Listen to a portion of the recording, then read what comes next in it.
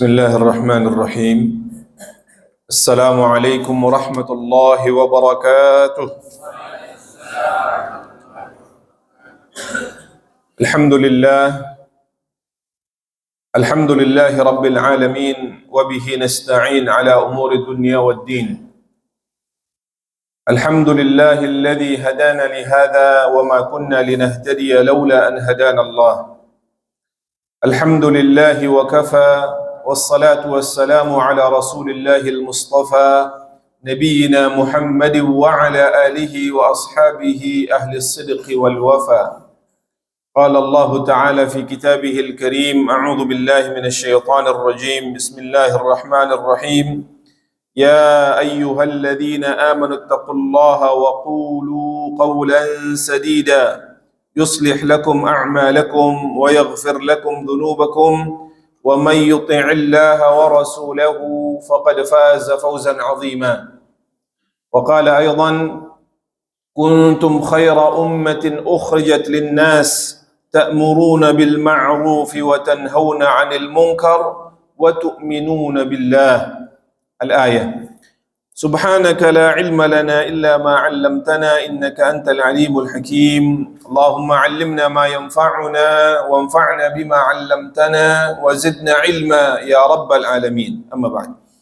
Khatul iman, kaum muslimin dan muslimat, saudaraku hamba-hamba Allah Subhanahu wa taala, jamaah salat subuh Masjid Subulus Salam yang semoga senantiasa dirahmati, diberkahi, dimuliakan dan dijaga oleh Allah Subhanahu wa taala. Puji syukur senantiasa kita hadirkan kepada Allah Rabbul Izzati wal Jalal yang sampai saat ini alhamdulillah masih melimpah ruahkan beragam nikmat kepada kita. Dengannya kembali di pagi hari yang barakah ini kita bisa hadir di tempat yang kita cintai, tempat yang mulia, tempat yang diberkahi oleh Allah, tempat yang terbaik di atas muka bumi ini, fi baitin min buyutillah. Dalam rangka tentu saja yang pertama adalah untuk menunaikan kewajiban kita selaku hamba Allah Subhanahu wa taala. Dan selanjutnya sejenak kita duduk di sini lagi-lagi untuk saling mengingatkan di antara kita, saling nasihat menasihati dalam kebaikan, kebenaran dan juga kesabaran, dan tidak kalah penting tentu saja untuk bertafaqquh fid din. Mudah-mudahan apa yang telah kita niatkan, kita lakukan diterima oleh Allah Subhanahu wa taala, dicatat sebagai amal salih, pemberat timbangan kebaikan kita kelak, dan dengannya semoga Allah Subhanahu wa taala memudahkan langkah kita menuju jannahnya. Amin ya rabbal alamin. Salawat teriring salam semoga tetap tercurah limpahkan kepada manusia terbaik, teladan sepanjang zaman, Nabiur Rahmah, qudwah hasanah kita, Nabi besar Muhammad sallallahu alaihi wa alihi wasallam, beserta istri, keluarga, sahabat dan pengikut beliau hingga akhir zaman insyaallah taala. Khatul iman hafizakumullah. Pada kesempatan kali ini kita akan melanjutkan kajian kita di dalam kitab Al-Arba'in An-Nawawiyah yang alhamdulillah kita sudah sampai pada hadis yang ke-34 insyaallah. Saya akan bacakan hadisnya dan kemudian kita akan ulang bersama-sama. Bismillahirrahmanirrahim. Qala al-muallif rahimahullahu ta'ala wa nafa'ana Allahu bihi wa iyyakum bima fihi min al-ayati wa dhikril hakim. Qala an Abi Sa'id al-Khudri radhiyallahu anhu qala sami'tu Rasulullah sallallahu alaihi wasallam yaqul man ra'a minkum munkaran falyughayyirhu bi yadihi fa in lam yastati' fa bi lisanihi فإن لم يستطع فبقلبه وذلك أضعف الإيمان. رواه مسلم. Kita baca Bapak dan Ibu sekalian. Bismillahirrahmanirrahim. An Abi Sa'id Al-Khudri radhiyallahu anhu qala sami'tu Rasulullah sallallahu alaihi wasallam yaqulu man ra'a minkum munkaran falyughayyirhu biyadihi fa in lam yastati' fa bilisanihi fa in lam yastati' fa biqalbihi wa dhalika ad'aful iman. Rawahu Muslim. Sekali lagi, an Abi Sa'id Al-Khudri radhiyallahu anhu qala sami'tu Rasulullah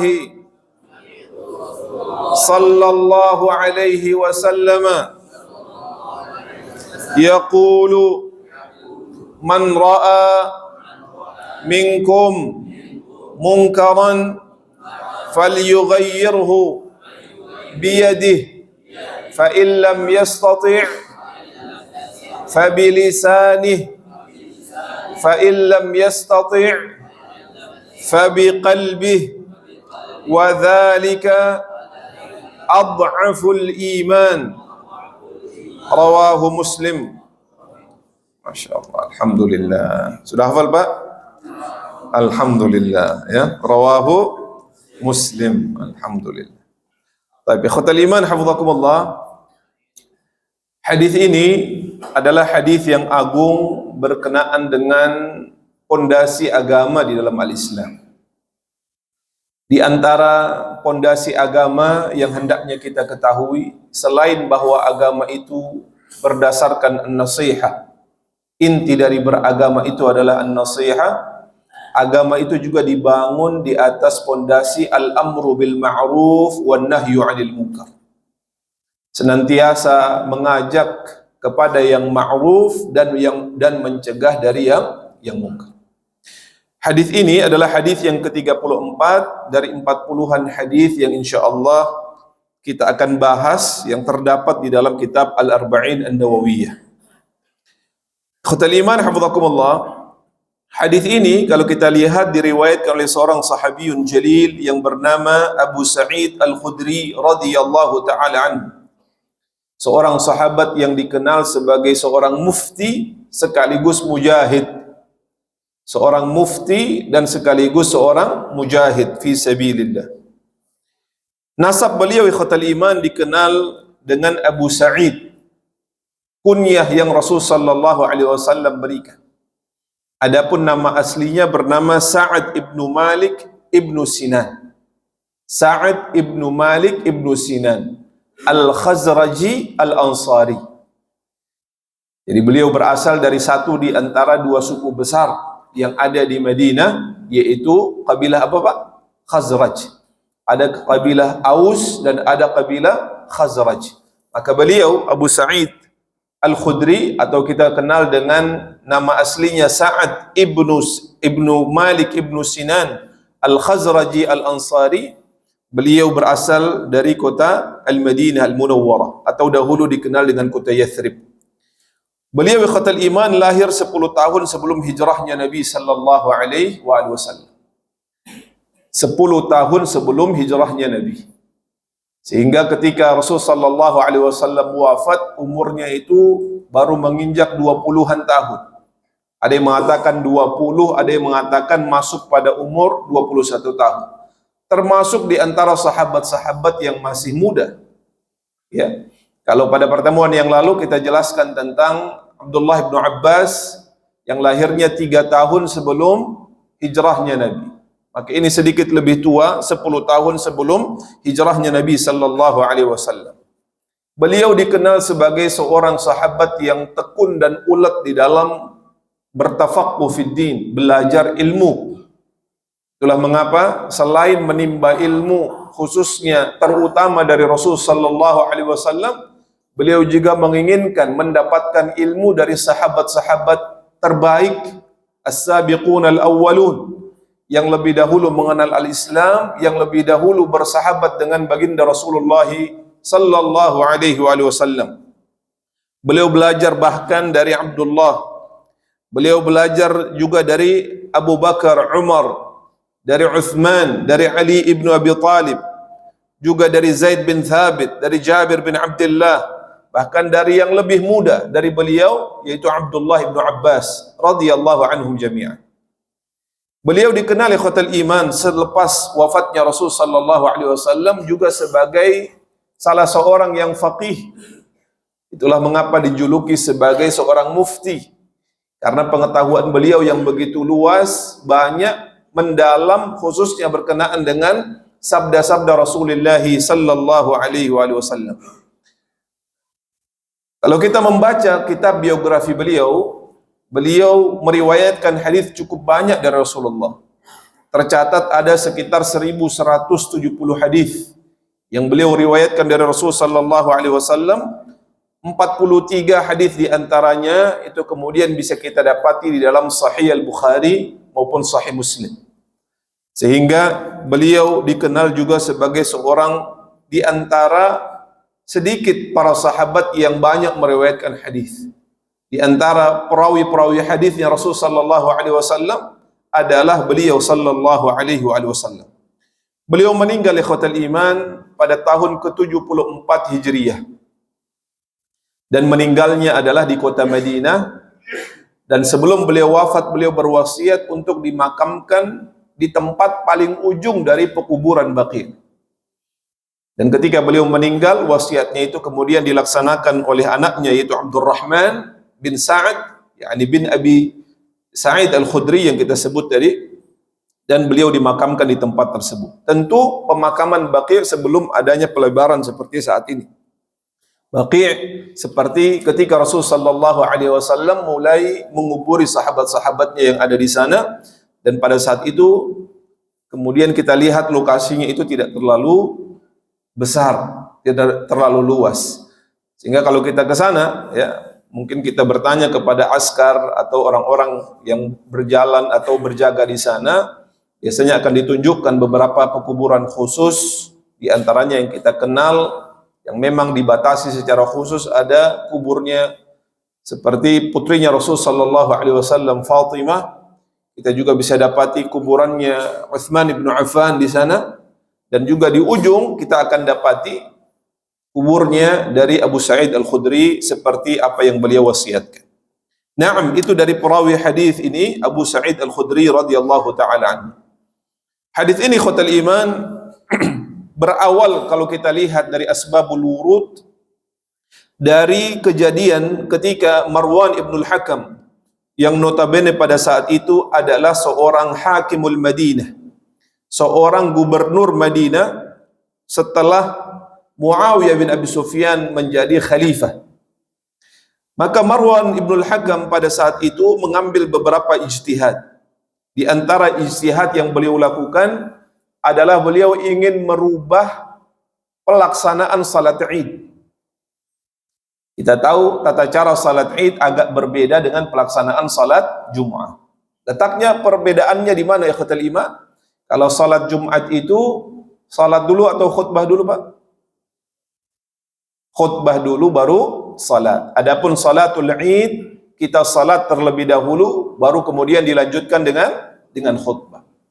Pada saat itu Marwan ibnul Hakam beliau melihat bahwa adanya orang-orang yang menyengaja untuk datangnya itu terlambat, atau mungkin dengan urusan yang belum selesai di rumah mereka datang ke tempat salat itu mutaakhiran dalam keadaan terlambat, yang menyebabkan mereka tidak mendapati salat al-Id bersama. Ya. Sebagian yang lain mungkin melakukan hal yang berbeda. Salatnya iya, tetapi khutbahnya tidak didengar. Ya, ada yang seperti itu. Sesungguhnya khotal iman, khutbah dan salat itu adalah merupakan sebuah rangkaian. Sehingga sekalipun salat Id itu sifatnya sunnah muakkadah yang dipilih oleh mayoritas para ulama, tetapi keistimewaan dari salat tersebut akan kita dapatkan secara sempurna kalau dua-duanya kita lakukan. Salatnya kita ikuti dan khutbahnya juga kita dengar. Adapun di dalam pelaksanaan salatul Jumu'ah, maka keduanya menjadi rukun ikhwatal iman. Bahwa tanpa adanya khutbah itu salat seseorang tidak menjadi sah. Walaupun nanti kita akan dapati perbedaan para ulama menyikapi orang yang masbuk. Tentu karena beberapa keadaan. Yang jelas di dalam pelaksanaan salat Jumat sendiri, seseorang yang masuk setelah khatib naik di atas mimbar, itu berpeluang dia mendapatkan pahala yang sangat sedikit. Padahal Allah telah menyediakan pahala yang besar bagi orang yang menyegerakan datang pada pelaksanaan salat Jumat. Rasul sallallahu alaihi wasallam bersabda, "Man raha fis sa'atil ula," siapa yang datang untuk melakukan salat Jumat di waktu-waktu yang sangat awal, maka dia akan mendapatkan pahala seperti menyembelih seekor unta. Bahkan dalam hadis ini kalau kita lihat penjelasan awalnya, Rasulullah menjelaskan setiap hari Jumat itu sebelum pelaksanaan salat Jumat, Allah Subhanahu wa taala memerintahkan malaikatnya untuk berdiri di pintu-pintu masjid mencatat siapa nama-nama hamba-hambanya yang datang lebih awal. Tentu datang lebih awal bukan untuk tidur di masjid, bukan. Ya Pak ya, Bu? Tapi datangnya untuk apa? Berzikir kepada Allah Subhanahu wa taala. Dia tilawah, dia bertaqarrub, memperbanyak salawat. Kalau belum baca surah Al-Kahf dia baca. Dia mempersiapkan diri untuk apa? Mendengar pesan yang akan disampaikan oleh khatib. Maka kata Rasulullah, orang yang datang pada periode awal, waktu yang pertama seperti dia menyembelih seekor unta. Datang pada waktu yang kedua, maka kemudian seperti dia menyembelih seekor sapi. Datang lebih mendekati lagi salat Jumat pada waktu yang ketiga, seperti dia menyembelih seekor kambing. Kemudian setelah itu mendekati azan dikumandangkan seperti menyembelih seekor ayam. Dan ketika mendekati khatib naik di atas mimbar, hanya seperti menyedekahkan sebutir telur. Itu sebelum khatib naik di atas mimbar. Lalu bagaimana dengan orang yang datang ketika iqamah itu dikumandangkan? Apakah ada pahala Jumatnya? Pasti ada. Tapi sebesar apa? Kalau yang sebelum khatib naik di atas mimbar saja sudah seperti telur, apa yang lebih rendah dari telur, Pak?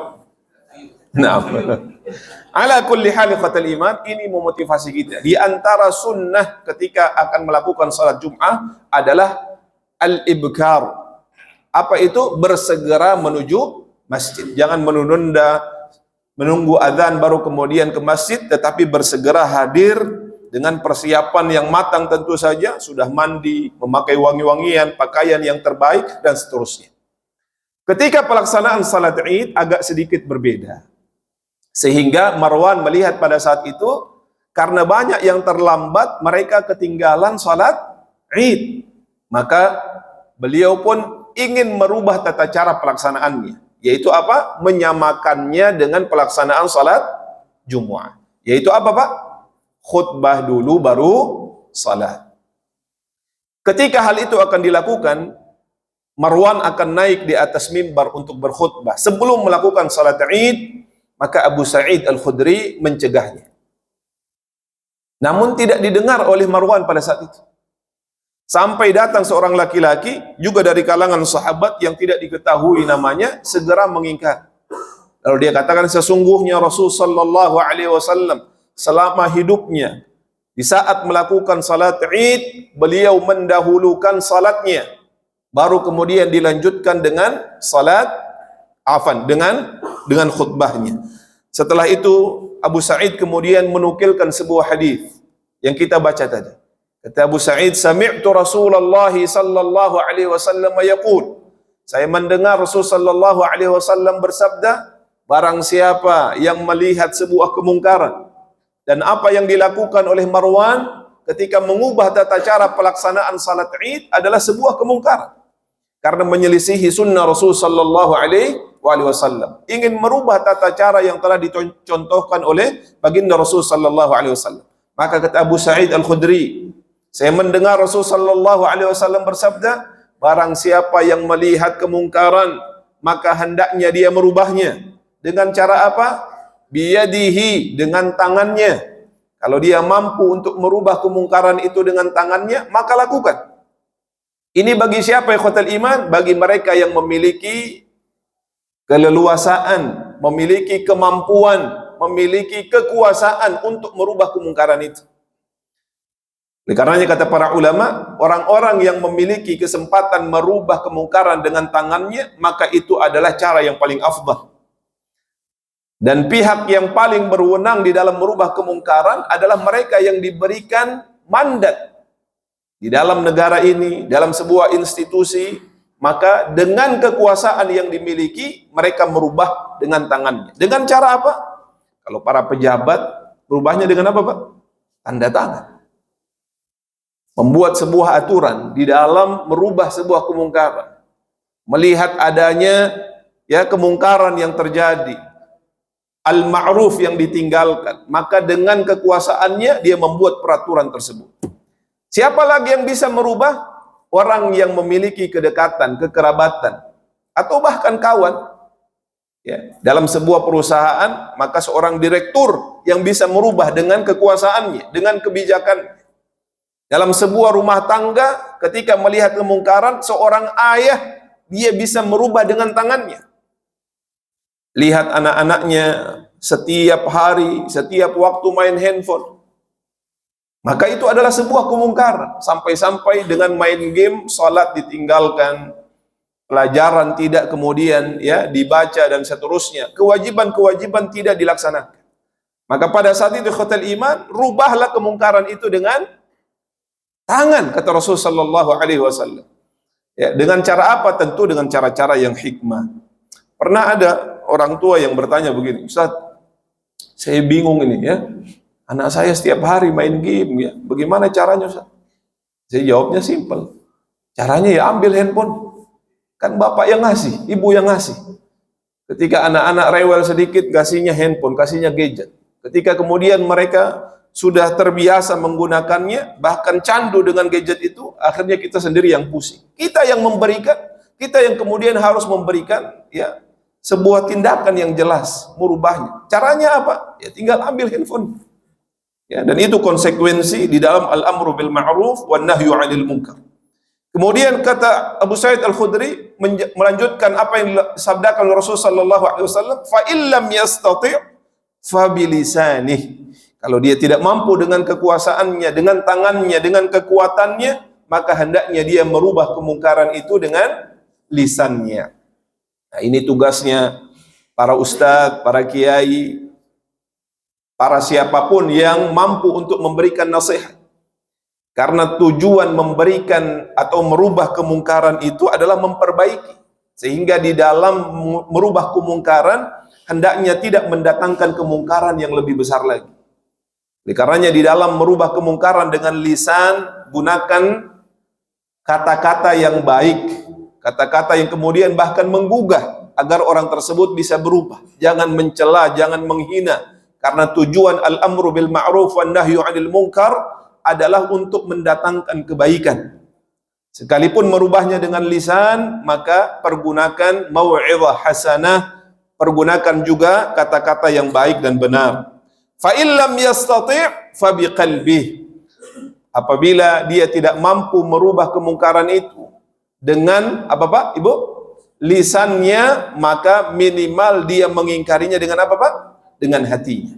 Dan kata Rasulullah, wa dzalika adhaful iman, dan itu adalah selemah-lemahnya iman. Kita tahu ikhwatal iman bahwasanya kondisi keimanan seseorang itu beragam. Dia fluktuatif, kadang-kadang naik, kadang-kadang turun. Itulah mengapa Rasulullah SAW juga mengklasifikasikan keimanan itu dalam beragam aktivitas amal yang dilakukan oleh seorang hamba. Rasulullah mengatakan al-imanu bid'un wa sittuna syu'bah. Iman itu ada 60-an cabangnya. Dalam riwayat 70-an cabangnya. Fa afdaluha qaulu la ilaha illallah. Tingkatan iman yang tertinggi itu adalah seseorang mengucapkan, mengikrarkan kalimatut tauhid la ilaha illallah. Wa adnaha imatatul adza 'anit tariq. Dan kata Rasul sallallahu alaihi wasallam, tingkatan yang terendah dari keimanan itu adalah di saat seseorang masih memiliki kepedulian, tergerak hatinya untuk apa? Untuk memindahkan sesuatu dari jalan. Ada kepedulian sosial. Dia peduli ketika dia lewat sebuah jalan ada batu yang kemudian menghalang seseorang, menghalang mobil, menghalang siapapun untuk lewat, dia tergerak untuk memindahkannya. Sampah termasuk ranting-ranting pohon, maka itu juga bagian daripada al-iman. Ternyata al-amru bil ma'ruf wan nahyi 'anil munkar, merubah kemungkaran dengan tangan, merubah kemungkaran kemudian dengan lisan, bahkan yang paling rendah adalah dengan hati, itu semua juga bagian dari keimanan. Khotal iman hafizakumullah, para ulama kemudian menjelaskan tentang kondisi al-amru bil ma'ruf wan nahyu 'anil munkar, bahwa al-amru bil ma'ruf wan nahyu 'anil munkar merupakan simah, merupakan karakter umat yang terbaik. Dalam ayat yang kita bacakan di awal dalam surah Al-Imran, Allah Subhanahu wa taala menegaskan tentang karakter ciri umat yang terbaik yang Allah Subhanahu wa taala keluarkan di atas muka bumi ini. Ketika kita ingin termasuk di dalam kategori umat tersebut, maka syarat-syaratnya harus kita penuhi. Di antaranya apa, ikhwatal iman? Kata Allah, kuntum khaira ummatin ukhrijat linnas. Kamu adalah umat yang terbaik, ukhrijat linnas, yang dilahirkan, yang dikeluarkan, kata Allah, untuk manusia. Tapi bukan hanya sebagai sebuah klaim. Ada syarat-syarat yang harus kita penuhi agar kita menjadi khairu ummah, umat yang terbaik. Di antaranya apa? Kata Allah Subhanahu wa taala, ta'muruna bil ma'ruf, menyuruh kepada yang ma'ruf. Kalian menjadi umat yang terbaik selama kalian masih mau menyuruh kepada yang ma'ruf. Ketika melihat orang enggan untuk melakukan kebaikan, meninggalkan kebaikan, maka tergerak hatinya untuk mengajak. Tidak abai, tidak cuek, tapi dia senantiasa wa'i, dia senantiasa memiliki aware, memiliki juga perhatian di dalam mengajak, berangkat dari keluarganya, lingkungannya, masyarakatnya, untuk melakukan al-ma'ruf, hal-hal yang kemudian diperintahkan dalam al-Islam, diridhai oleh Allah Subhanahu wa taala. Wa tanhauna 'anil munkar, kata Allah. Yang kedua, senantiasa mencegah dari yang mungkar. Melihat ada kemungkaran terjadi, tidak diam, tapi melakukan langkah-langkah pencegahan. Dia mampu dengan tangannya, dia lakukan. Tidak mampu, maka dia nasihati. Yang jelas ada pengingkaran dari kemungkaran yang dilakukan. Atau minimal, kalau tidak mampu melakukan itu semua, dengan apa tadi Pak? Dengan hatinya. Kalau hati saja sudah tidak lagi mengingkari, maka tidak ada lagi iman yang tersisa di dalam hati. Karena ada orang ikhwatul iman, saking kemudian sudah tertutup hatinya dari hidayah Allah Subhanahu wa taala, kemudian dia menganggap biasa kemungkaran yang dilakukan. Dia lihat orang tidak salat sudah biasa-biasa saja. Dia melihat orang minum khamar menjadi sebuah kebiasaan yang dianggap sebagai kultur dan budaya, dianggap sebagai sebuah kebiasaan style generasi tertentu. Na'udzubillah min dzalik. Padahal itu adalah sesuatu yang telah disepakati keharamannya sebagai sebuah kemungkaran. Orang yang berzina dibiarkan saja, lebih sibuk ketika melihat ada orang yang, mohon maaf, menikah lagi, dan merasa biasa-biasa saja melihat orang yang kemudian berzina bahkan memiliki anak. Na'udzubillah min dzalik. Ini adalah fenomena yang menyedihkan. Ketika orang melakukan syariat Allah Subhanahu wa taala lalu dicibir, di sisi yang lain ketika melakukan kemaksiatan maka dianggap biasa hal tersebut. Maka ini adalah sebuah tanda bahwa karakter umat yang terbaik itu mulai punah dan sirna di tengah-tengah umat. Wal'iyadu billah. Wa tu'minuna billah, tentu saja. Dan mereka senantiasa beriman kepada Allah Subhanahu wa ta'ala. Al-amru bil ma'ruf wan nahyu 'anil munkar, ikhwatal iman. Dengan segala cara yang Rasul sallallahu alaihi wasallam tuntunkan tadi, dengan 3 tingkatan, dengan tangan, dengan lisan, dan dengan hati, memiliki keutamaan yang mendatangkan kebaikan yang begitu besar. Apa saja sih keutamaan dari al-amru bil ma'ruf wan nahyu 'anil munkar? Di antaranya yang pertama, al-amru bil ma'ruf wan nahyu 'anil munkar merupakan profesi dan tugas agung para rasul dan tentu saja orang-orang yang mengikuti mereka.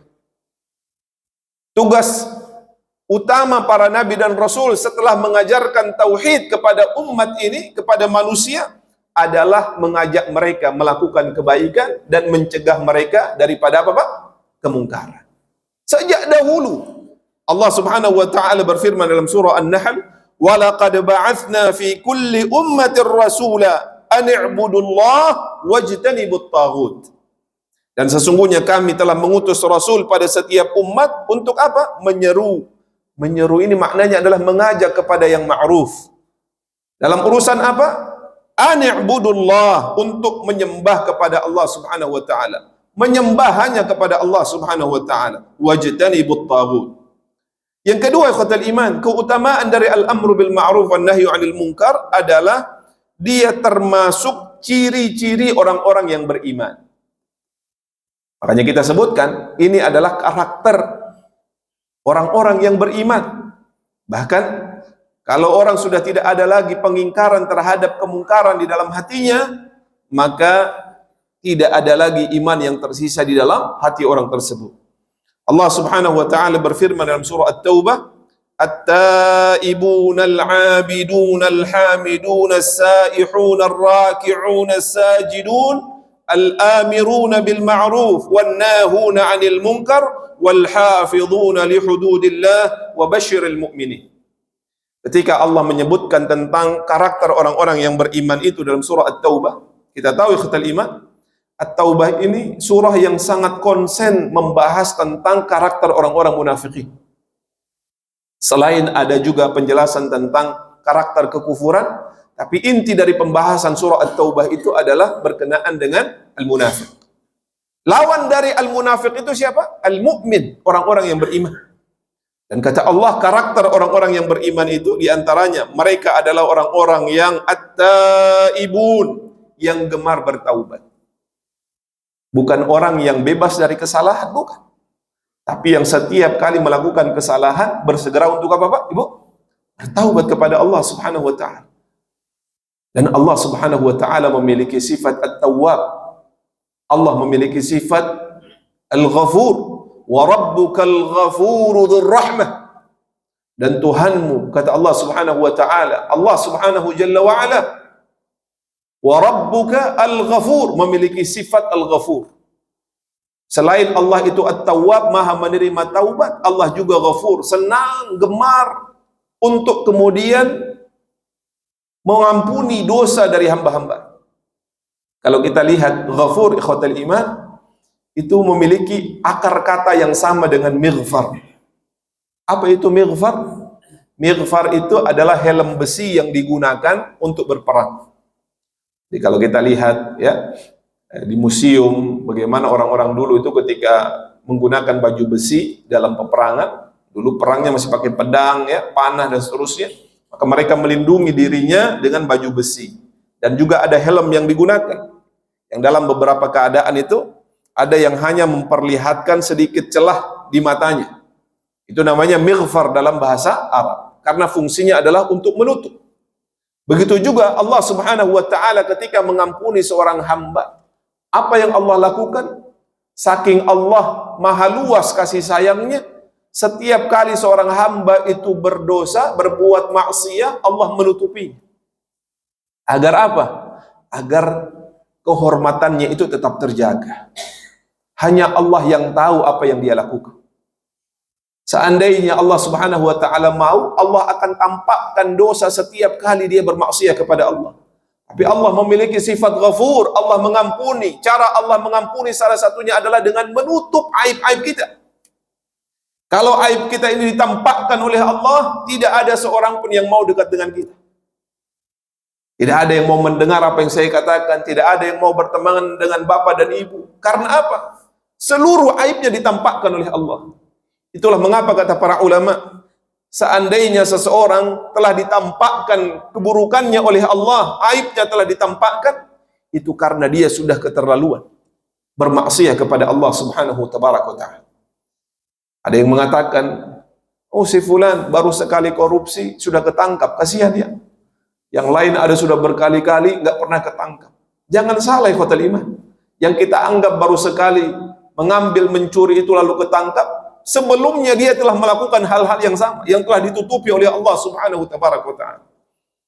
Namun karena sudah berlebihan, keterlaluan, Allah Subhanahu wa ta'ala mengungkap sedikit dari aibnya dengan tujuan agar dia segera kembali kepada Allah Subhanahu wa ta'ala. Namun sebelum itu, kita tahu Allah Subhanahu wa ta'ala sangat-sangat menjaga kehormatan kita dengan memberikan peluang di saat aib kita ditutupi oleh Allah untuk segera bertaubat kepada Allah. At-taibun. Yang kedua adalah al-abidun. Mereka adalah orang-orang yang gemar dalam beribadah kepada Allah, mengisi waktunya dengan ibadah.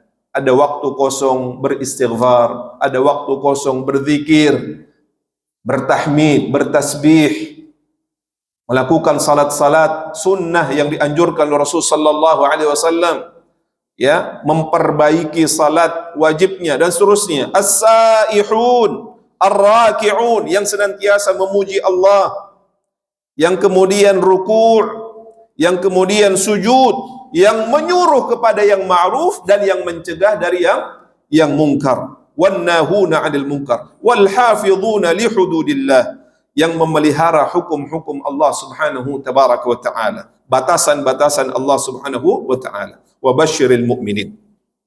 Sebaliknya, kata Allah Subhanahu wa taala, orang-orang yang kerap berbuat kemungkaran dan kerusakan itu adalah karakter dan ciri orang-orang munafik. Ciri dan karakter orang-orang munafik. Juga masih dalam surah At-Taubah itu Allah Subhanahu wa taala menjelaskan, al-munafiquna wal munafiqat ba'duhum min ba'd ya'muruna bil munkar wa yanhauna 'anil ma'ruf wa yaqbiduna aydiyahum nasullaha fanasiyahum innal munafiqina humul fasiqun. Perhatikan ikhwatul iman, jangan sampai karakter ini ada di dalam diri kita. Kalau ada, segera bertaubat kepada Allah Subhanahu wa taala. Segera rubah. Karena munafik itu adalah golongan orang-orang yang sangat dimurkai oleh Allah Subhanahu wa taala. Innal munafiqina fid darkil asfali minan nar. Orang-orang munafik itu tempatnya di neraka yang paling dasar. Bahkan lebih dahsyat dari hukuman yang Allah berikan kepada orang-orang kafir. Karena sejatinya dia menyimpan kekufuran dalam hatinya dan memperlihatkan seolah-olah dia seorang muslim. Padahal di dalam hatinya dia menyimpan kekufuran. Maka Allah berfirman, orang-orang munafik laki-laki dan perempuan, sebagian dengan sebagian yang lain adalah sama. Mereka menyuruh untuk membuat yang mungkar dan melarang dari berbuat yang ma'ruf. Ada orang yang ingin taat kepada Allah. Seorang wanita ingin menutup auratnya, berjilbab. Lalu ada mengaku sebagai seorang muslim menghalangi. Mengaku sebagai seorang muslimah justru menghalangi. Ngapain sih? Saya dulu juga pernah pakai loh. Panas loh. Rambut lepek, ya. Kemana-mana harus ya ribet ya, pakai ini dan pakai itu terlebih dahulu. Padahal dia seorang muslimah, ikhwatalima. Hati-hati. Kata Allah, sebagian dengan sebagian yang lain adalah sama, mereka menyuruh membuat kemungkaran dan melarang berbuat yang ma'ruf. Justru kemaksiatan, ayo kita nih bebas, ya. Ngapain kita dibatas-batasi dengan ini dan itu? Kita ini pribadi yang merdeka, nggak apa-apalah kita maksiat dan seterusnya, ya. Ketika ingin melakukan yang ma'ruf dilarang, ingin melakukan kemungkaran justru dimotivasi. Na'udzubillah min dzalik. Dan mereka menggenggamkan tangannya, memotivasi ya dalam melakukan kemungkaran dan mencegah dari yang ma'ruf. Maka apa kata Allah? Mereka telah lupa kepada Allah, maka Allah melupakan mereka. Sesungguhnya orang-orang munafik itulah orang-orang yang fasik. Yang ketiga, ikhwatul iman, al-amru bil ma'ruf wan nahyu 'anil munkar itu memiliki keistimewaan, di antaranya adalah bahwa Allah membedakan mereka dengan orang-orang yang tidak melakukan. Bahkan Allah menggolongkan mereka sebagai orang-orang yang saleh. Kata Allah, laisu sawa'a. Mereka itu tidak sama, kata Allah Subhanahu wa taala.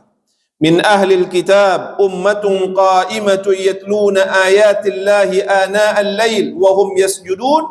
Apa selanjutnya? Yu'minuna billahi wal yawmil akhir wa ya'muruna bil ma'ruf wa yanhauna 'anil munkar wa yusari'una fil khairat wa ulaika minas salihin. Allah berfirman, tidak sama. Meskipun sama-sama pakai peci, pakai sarung, pakai gamis, tapi yang satu senantiasa mengajak kepada yang ma'ruf, mencegah dari yang mungkar. Yang satu lagi ogah-ogahan, cuek. Maka kata Allah, tidak sama di antara mereka. Berbeda karakter orang-orang yang salih itu. Di antara karakter orang-orang yang salih, selain mereka beriman kepada Allah dan hari akhir, mereka senantiasa mengajak kepada yang ma'ruf dan mencegah dari yang mungkar. Bahwasanya ikhwatal iman, al-amru bil ma'ruf wan nahyu 'anil munkar sababun li nasrillahi ta'ala. Dia merupakan sebab turunnya pertolongan Allah Subhanahu wa taala. Jadi ini bukan saja berkaitan dengan kepentingan individu, tapi juga kepentingan kolektif. Di saat umat ini membutuhkan pertolongan dari Allah, salah satu hal yang akan mendatangkan pertolongan itu ketika mereka masih menjalankan apa yang Allah perintahkan ini, mengajak kepada yang ma'ruf dan mencegah dari yang mungkar. Kepedulian itu kemudian akan membawa pada pertolongan Allah. Allah Subhanahu wa taala berfirman dalam surah Al-Hajj. Apa kata Allah? Wala yansurannallaha man yansuruh innallaha laqawiyyun aziz alladzina immakkannahum fil ard aqamus salah wa atawuz zakah wa amaru bil ma'ruf wa nahaw 'anil munkar walillahi 'aqibatul umur. Apa kata Allah Subhanahu wa taala? Sesungguhnya Allah pasti menolong orang yang menolong agamanya. Dan sesungguhnya Allah benar-benar maha kuat lagi maha perkasa. Jadi Allah maha mampu menolong siapapun di antara hambanya. Dan Allah menutup ayat yang pertama ini, yakni ayat yang ke-40 ini dengan firman-Nya, Allah itu maha kuat lagi maha perkasa. Sehingga tidak benar orang yang mengatakan kalau Allah kuat, ngapain kita menolong Allah? La, kita menolong Allah, menolong agama Allah Subhanahu wa taala agar kita ditolong oleh Allah Subhanahu jalla wa ala. Bukan menandakan kita menolong Allah karena Allah lemah. Ada yang mengatakan, na'udzubillah min dzalik, lemah benar Tuhanmu sampai perlu ditolong. Ini perkataan na'udzubillah, kalau itu keluar dari mulut seorang yang mengaku muslim, hati-hati dengan keimanannya. Karena kita menolong agama Allah agar Allah Subhanahu wa taala menolong kita. Innallaha laqawiyyun aziz. Sesungguhnya Allah benar-benar maha kuat lagi maha perkasa. Kemudian Allah lanjutkan, alladzina immakkannahum fil ardi aqamus salah. Orang-orang yang jika kami teguhkan kedudukan mereka di atas muka bumi, mereka tidak lalai, mereka tidak jumawa. Tapi apa yang mereka lakukan? Aqamus salah. Niscaya mereka mendirikan salat. Semakin mereka ditolong oleh Allah, Allah berikan kekuasaan, Allah berikan kesenangan, Allah berikan kekayaan. Apa yang mereka lakukan? Mereka senantiasa mendirikan salat. Semakin banyak nikmat yang Allah berikan, kekuasaan yang Allah titipkan, semakin tunduk kepada Allah Subhanahu tabaraka wa taala. Wa atauz zakah, mereka menunaikan zakat. Wa amaru bil ma'ruf, menyuruh berbuat yang ma'ruf. Wa nahaw 'anil munkar, dan mencegah dari yang mungkar. Jangan sampai karena sudah dikasih jabatan, dikasih kursi, dikasih kedudukan, kemudian menjadi lembek.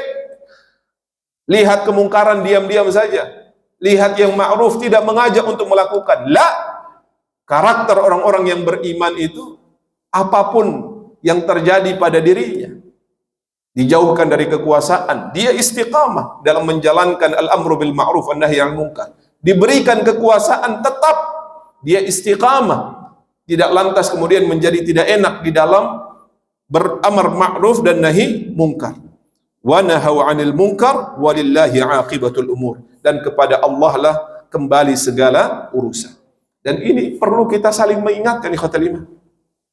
Kadang-kadang orang yang sudah tahu pun lupa, ya, terlena dengan jabatan, kekuasaan, lalu karakter ini menjadi lupa. Maka tugas kita untuk saling mengingatkan, bukan untuk menjatuhkan, mencela, menghina, tapi dalam rangka lagi-lagi al-amru bil ma'ruf wan nahyu 'anil munkar.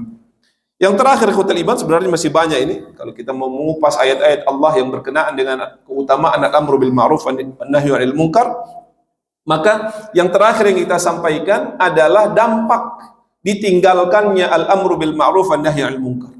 Apa yang terjadi jika seseorang meninggalkan al-amru bil ma'ruf wan nahyi 'anil munkar yang merupakan pondasi dalam agama ini, yang menjadi syarat kita menjadi sebaik-baiknya umat, kata Allah Subhanahu wa taala, di antara dampak negatif yang akan diderita oleh mereka adalah yang pertama, terjadi kebinasaan dan siksaan, yakni azab Allah Subhanahu wa taala. Allah berfirman dalam surah Al-Anfal, "Wattaqu fitnatan la tusibanna alladhina zalamu minkum khassah wa'lamu anna Allaha syadidul iqab." Kata Allah, dan peliharalah dirimu dari siksaan yang tidak khusus menimpa orang-orang yang zalim saja di antara kamu. Kita tahu Rasulullah sallallahu alaihi wasallam sangat konsen mengajak manusia itu melakukan ma'ruf dan mencegah daripada kemungkaran. Kemungkaran yang terjadi dilakukan oleh orang lain, ikhwatal iman, mungkin kita tidak melakukannya, tapi ketika kita membiarkan orang lain melakukannya, akan ada azab yang Allah turunkan, dan itu akan mengenai orang yang bahkan tidak melakukan. Ada orang-orang yang saleh, gemar ke masjid, tilawah, ibadah seluruh hidupnya, tapi di tetangganya, di lingkungannya, kemaksiatan merajalela, zina, khamar, dan seterusnya, dan dia tidak peduli untuk mencegah, minimal menasihati mereka. Maka kata Allah, wattaqu, dan peliharalah dirimu dari siksaan yang tidak khusus menimpa orang-orang yang zalim saja, tapi juga akan menimpa orang-orang yang saleh yang tidak peduli dengan lingkungannya, yang tidak beramar ma'ruf dan nahi munkar. Wa'lamu annallaha syadidul iqab, dan ketahuilah bahwa Allah amat keras siksaannya. Sehingga ikhwatal iman, berangkat dari hal-hal yang kecil. Ketika di keluarga, kita sebagai seorang ayah, seorang ibu, melihat kemungkaran yang terjadi dilakukan oleh siapapun, anak-anak kita, rubah ikhwatal iman, nasihati. Dia sudah besar Ustaz, ya, sudah bisa berpikir. Lah, sampai anak-anak itu bahkan ya sudah berkeluarga pun, orang tua itu hendaknya masih memberikan nasihat, walaupun tentu dengan cara yang berbeda. Ketika masih kecil, beranjak remaja, pendekatan amar ma'ruf dan nahi mungkarnya itu berbeda, tapi tetap memberikan nasihat, ya, memberikan pesan agar mereka senantiasa berada dalam kebaikan, menjauhi keburukan. Itu adalah perintah Allah Subhanahu tabaraka wa taala. Ikhwatal iman, suatu ketika Ummul Mukminin Zainab radhiyallahu anha bertanya kepada Rasul sallallahu alaihi wasallam. Apa kata beliau? Anuhlak wa fina salihun? Ya Rasulullah, apakah kita bisa dihancurkan, dibinasakan, sedangkan di tengah-tengah kita itu banyak orang-orang yang saleh? Ini berkaitan juga dengan kondisi keadaan kaum muslimin yang begitu banyak.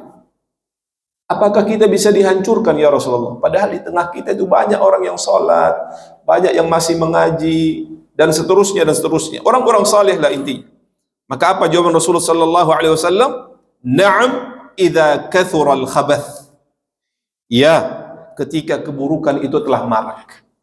Maknanya keburukan itu marak dan orang-orang saleh ini tidak mengambil peran di dalam mengajak pada yang ma'ruf dan mencegah daripada yang mungkar, maka pada saat itu umat ini akan mudah diporak-porandakan. Sehingga di antara kekuatan kita itu dalam tubuh umat ini, bahkan Allah menyebutnya sebagai khairu ummah, selama kita masih termotivasi mengajak kepada yang ma'ruf dan mencegah dari yang mungkar. Yang kedua, ikhwatal iman, orang yang meninggalkan al-amru bil ma'ruf wan nahyu 'anil munkar, doanya tidak diterima oleh Allah Subhanahu wa taala. Meskipun para ulama berbeda pendapat tentang hukum dari hadis ini. Maknanya apa? Hukum mengajak yang ma'ruf dan mencegah yang mungkar itu apa? Sebagian ulama menyatakan hukumnya adalah fardhu ain. Fardhu ain maknanya kewajiban itu terletak berada di pundak masing-masing kita. Ketika kita tidak melakukannya, maka kita berdosa. Apa dalilnya?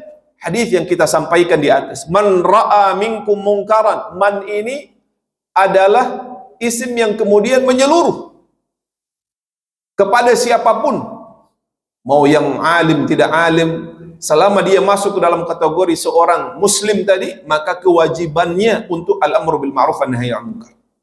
Sebagian ulama yang lain menyatakan hukum dari al-amru bil ma'ruf adalah fardu kifayah. Ketika sebagian sudah melaksanakannya, kewajibannya gugur bagi yang lain. Apa dalilnya? Di antaranya adalah firman Allah, wal takum minkum ummatun yad'una ilal khair wa ya'muruna bil ma'ruf wa yanhauna 'anil munkar. Hendaknya sebagian di antara kalian, kata Allah. Wal takum minkum. Maka sebagian ini berarti tidak seluruhnya. Selama sudah ada pihak yang melaksanakannya, mendirikannya, maka kewajiban itu jatuh kepada yang lain atau jatuh dari yang lain. Namun kalau semuanya tidak ada yang melakukan, semuanya berdosa. Maka na'udzubillah min dzalik, ternyata meninggalkan hal tersebut merupakan sebab tidak diterimanya doa oleh Allah Subhanahu wa taala. Rasulullah sallallahu alaihi wasallam mengisahkan hadis yang marfu' diriwayatkan oleh Ummul Mukminin Aisyah radhiyallahu anha. Apa kata Rasulullah? Muru bil ma'ruf wanhau 'anil munkar qabla an tad'u fala yustajab lakum. Kata Rasulullah, perintahkanlah oleh kalian berbuat yang ma'ruf dan laranglah oleh kalian perbuatan yang mungkar sebelum mengakibatkan doa kalian ketika dipanjatkan tidak diterima oleh Allah Subhanahu wa taala. Jadi bisa jadi ikhwatal iman, ketika kita berdoa dan sampai saat ini belum direalisasikan oleh Allah Subhanahu wa taala, ada hal yang kita tinggal, yaitu al-amru bil ma'ruf wan nahyi 'anil munkar. Dan yang terakhir ikhwatal iman, Rasul sallallahu alaihi wasallam menafikan kebaikan umat ketika faktor ini, sifat ini, perintah ini kemudian diabaikan. Dalam hadis disebutkan ikhwatal iman, hadis yang diriwayatkan oleh Imam Abi Dawud. Kata Rasul sallallahu alaihi wasallam, wallahi la ta'murunna bil ma'ruf wa la tanhauna 'anil munkar wa la ta'khudunna 'ala yaday adh-dhalim wa la ta'tra'unna 'ala al-haqqi atra wa la taqrasannahu 'ala al-haqqi qasra aw la yadribanna Allah biqulubi ba'dikum 'ala ba'd thumma la yal'anannakum kama la'anahu. Apa kata Rasul sallallahu alaihi wasallam? Wallahi, demi Allah, hendaklah kamu menyuruh kepada yang ma'ruf dan melarang dari yang mungkar. Menghentikan orang yang berbuat zalim, memalingkannya kembali kepada kebenaran, atau memperketat gerakannya pada lingkup kebaikan. Dan ini berangkat dari tahapan yang Rasulullah sampaikan tadi. Tidak semua bisa merubah dengan tangan, sesuai dengan kemampuannya. Kalau dia mampu dengan tangan, dengan kekuasaannya, dengan kekuatannya, lakukan. Tapi kalau tidak bisa, jangan paksakan. Apatah lagi, itu akan menimbulkan kemungkaran yang jauh lebih besar. Tapi hal tersebut harus diupayakan, kata Rasulullah sallallahu alaihi wasallam. Atau kalau tidak dilakukan, kelak Allah akan mempertentangkan hati sebagian kalian dengan yang lainnya. Terjadi perpecahan, terjadi silang pendapat yang menyebabkan kemudian tidak bersatu. Kemudian Allah melaknat kalian sebagaimana Allah melaknat mereka Bani Israel. Yang apa? Yang meninggalkan al-amru bil ma'ruf wan nahyu 'anil munkar. Intinya ikhwatal iman hafizakumullah, dari apa yang kita sampaikan ini, yang pertama bahwasanya al-amru bil ma'ruf wan nahyu 'anil munkar merupakan pondasi dalam agama ini. Melaksanakannya mendatangkan banyak sekali keutamaan yang kita sebutkan tadi, dan ketika meninggalkannya ada kemudaratan yang besar yang kemudian Allah Subhanahu wa taala hadirkan. Mudah-mudahan ikhwatal iman, Allah Subhanahu wa taala senantiasa memberikan taufik dan hidayah kepada kita. Allah memberikan kekuatan kepada kita sehingga dengannya kita bisa menjalankan perintah Allah ini. Salah satunya adalah dengan senantiasa mengajak kepada yang ma'ruf dan mencegah dari yang mungkar. Dengan tahapan yang Rasul sallallahu alaihi wasallam ajarkan, man ra'a minkum munkaran falyughayyirhu biyadihi. Barang siapa yang melihat kemungkaran, maka hendaknya dia merubah dengan tangannya. Fa illam yastati' fa bilisanihi. Kalau dia tidak mampu, maka dengan lisannya. Fa illam yastati' fa biqalbihi. Dan apabila dia tidak mampu, maka dengan lisannya. Wa dzalika adhaful iman. Dan itu adalah selemah-lemahnya iman. Ini ikhwatal iman apa yang bisa kita sampaikan. Ada pertanyaan Pak sampai di sini? Oh ada, Masya Allah. Tafadhal. Siapa dulu? Silakan. Baik, silakan. Waalaikumsalam warahmatullahi wabarakatuh.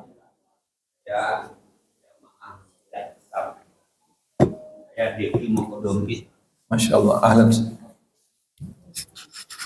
Alhamdulillah Pak Ustadz ada 2 kali saya mengikuti.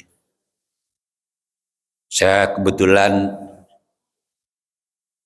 dari 87 mencoba beramal ma'ruf nahi mungkar untuk di Kota Bekasi. Masya Allah. Alhamdulillah yang nampak terakhir ternyata sampai ke Mahkamah Agung saya harus mengalah karena saya dipukul di masjid. Al-Kausar Bekasi Barat adalah sejarah.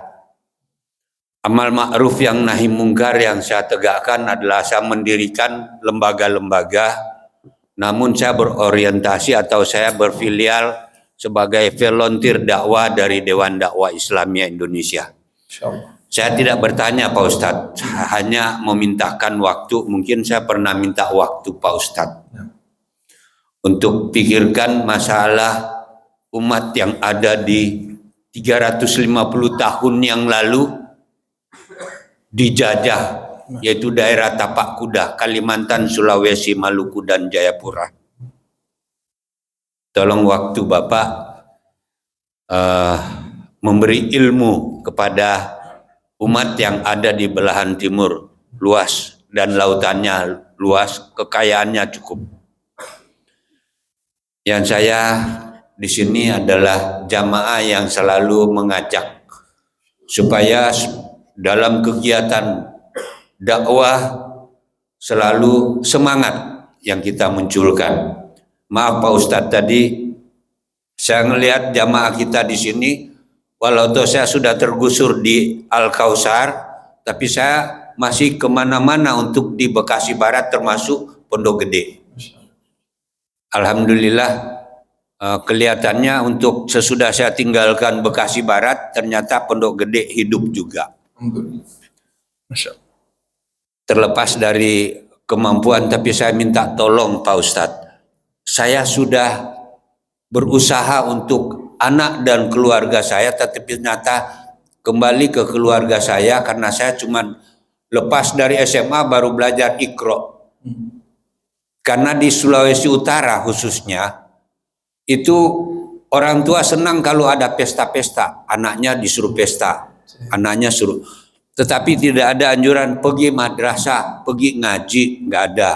Jadi tolong supaya ada waktu Pak Ustadz, mungkin saya akan fasilitasi dengan keterbatasan kami untuk ke kawasan timur. Ilmunya diperlukan, tapi harus 12 hari Pak. Masya Allah. Jadi waktunya tolong sisihkan, sama sekalian juga minta tolong materi-materi yang Pak Ustadz kuasai supaya masyarakat di sana kan senang toleransi. Masyarakat Sulawesi Utara, maaf, saya minta maaf kepada jamaah.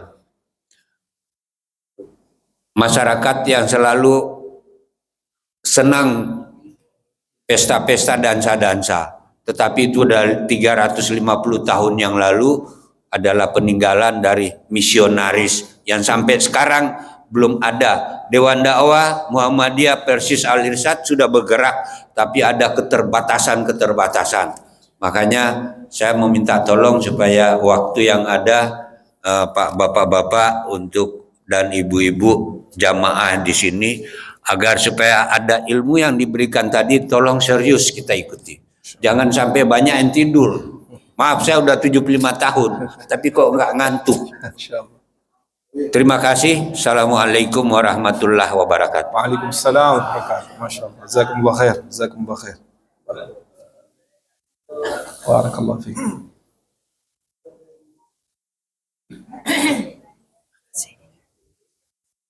Assalamualaikum warahmatullahi wabarakatuh. Waalaikumsalam warahmatullahi wabarakatuh. Gini Pak Ustadz, tadi kan ceramahnya Pak Ustadz, manusia itu tidak luput dari salah. Sahih. Nah, yang jadi pertanyaan saya, kita kan harus sholat taubat tuh Pak Ustadz. Apakah sholat sunnah taubat itu bisa digabung dengan sholat sunnah duha atau sholat sunnah tahajud Pak Ustadz? Atau digabung juga dengan sholat sunnah hajat atau istikharah? Mohon pencerahannya Pak Ustadz. Assalamualaikum. Waalaikumsalam warahmatullahi wabarakatuh. Bismillah, alhamdulillah, wassalatu wassalamu ala rasulillah. Qatal iman, hafizakumullah, benar tadi apa yang disampaikan. Yang pertama, manusia itu mahallul khata' wan nisyan, ya, tempatnya salah, lupa, alpa, dan seterusnya. Namun sebaik-baik manusia yang bersalah itu, kata Rasul sallallahu alaihi wasallam, at-tawwabun, mereka yang segera mengintrospeksi diri, mengetahui kesalahannya, lalu kemudian bertaubat kepada Allah Subhanahu tabaraka wa ta'ala. Pertanyaannya, apakah boleh digabung salat taubat itu dengan pelaksanaan salat-salat sunnah lainnya?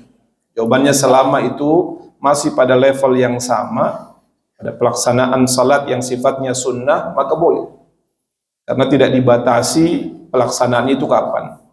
Selama dia tidak pada waktu yang dilarang untuk melakukan salat sunnah.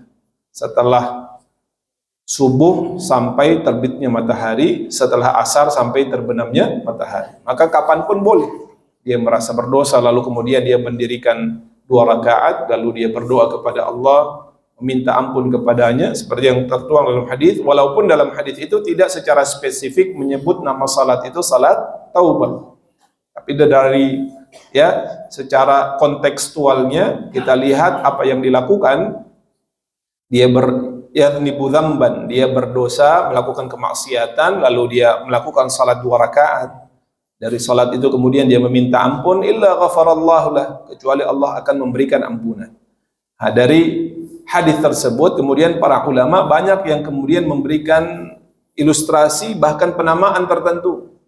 Di antaranya ada yang memberi label namanya salat taubah, padahal Rasulullah sendiri tidak menyebutnya sebagai salat taubah. Tapi apapun, ala kulli hal, ya, al-ibratu bil musamma laysat bil asma, bahwa kita mengambil ibrah dari apa yang dinamakan, bukan dari nama-nama yang begitu banyak itu, maka boleh dilakukan kapanpun.